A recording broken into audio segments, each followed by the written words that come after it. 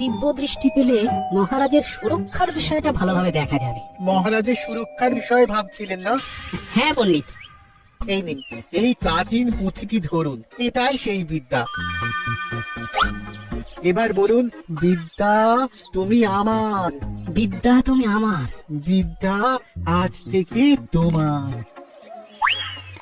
কি দৌড়াচ্ছেন কেন? আরে আরে আরে পড়ে যাবেন যে।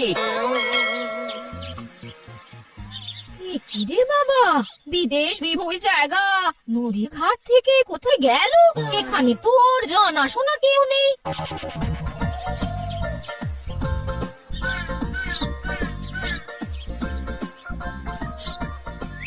কি গো, এত দেরি হলো?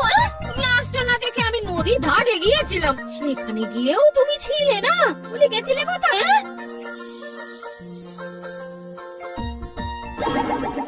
যা, মেয়েটার হাত থেকে বাচ্চাটা নদীতে পড়ে গেল। আপনি এখান থেকে দেখতে পাচ্ছেন? মেয়েটার হাত থেকে বাচ্চা নদীতে পড়ে গেল?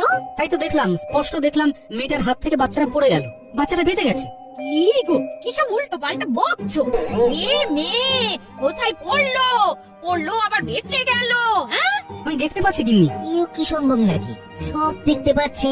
দূর, ভুল আর বকছে। চলো তো আমরা আমাদের কাজে যাই। যা বলেছো।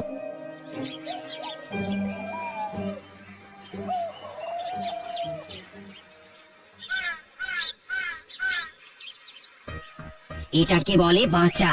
রাখেন হলি তোমার একে। হাত থেকে বাচ্চাটা পড়ে গেল, কিন্তু কিচ্ছু হলো না, দেখেছো? কোথায় হয়েছে? নদীতে। বাচ্চাটা হাত থেকে পড়ে গেল জলে। আমরা তো চিৎকার করে উঠেছিলাম, গেল গেল। তারপর কি হলো? মেয়েটার কি হলো? মেয়েটা ভালো আছে তো? হ্যাঁ হ্যাঁ হ্যাঁ, বেশ ভালো আছে। যা বাবা, ওদের আবার কি হলো? ওই দুজনে দৌড়ে কোথায় যাচ্ছে? চলো তো দেখি।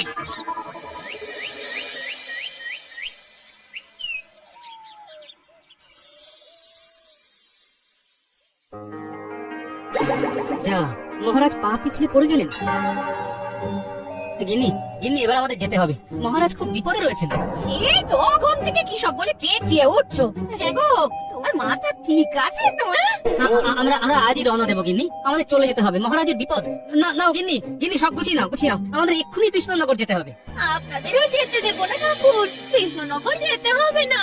আপনারা দুজন আমাদের এই হৃদয়নগরে আজীবন থেকে যান। হে ঠাকুর, আমার ভবিষ্যতে কি আছে একটু বলে দিন না। সময় একদম খারাপ চলছে। এই, এসব কি বলছো গো?